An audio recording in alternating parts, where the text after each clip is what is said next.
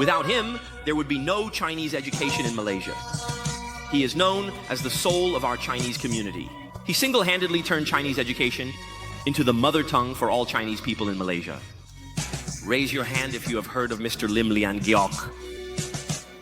Because of his persistence and hard work with his comrade Mr. Shen Muyu, we Malaysians were able to learn Chinese from a young age, but these two people were deprived of their citizenship. They were wrongfully imprisoned, beaten, insulted, threatened, and blackmailed.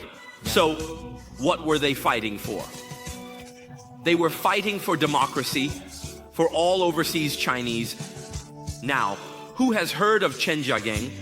Raise your hand if you know who he is. Mr. Chen Jiageng donated all the money he earned to the motherland. He helped the motherland launch the Xinhai Revolution and supported the 8-year war of resistance, then sold all his money and properties, including his buildings, to establish Xiamen University. Today's Xiamen University was built by him. He donated nearly 200 Jimei primary schools in China. He rallied overseas Chinese to contribute to the motherland. His actions offended the Japanese, leading to massacres in Malaysia, but the Chinese community stood firm. Lin Lianyu ensured that overseas Chinese could speak and write their language. In the end, this incident offended the Japanese. When the Japanese invaded Malaysia, they massacred the local Chinese, but no Chinese regretted it.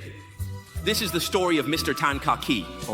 The second person I just mentioned is Lim Lian Giok. Everyone here, you live abroad, but you can speak Chinese. All of you should thank this person, because if it weren't for him, you probably wouldn't understand what I'm saying. You can't write Chinese characters, and you can't speak Chinese. There will always be such people, no matter in the past, present, or future. Whenever the nation is in danger, there will always be someone who stands up. So I want to tell everyone, go down in history. Many Malaysians mourned him. Some might think he is distant, but you can be great too. As Teacher Ju said, I teach overseas to help Chinese abroad. When China struggled, they risked their lives for it. Now China is strong, and I want to repay that kindness. Some things need to be done by someone. I want to tell everyone here why I am teaching overseas. Why? First, to help overseas Chinese, that's for sure.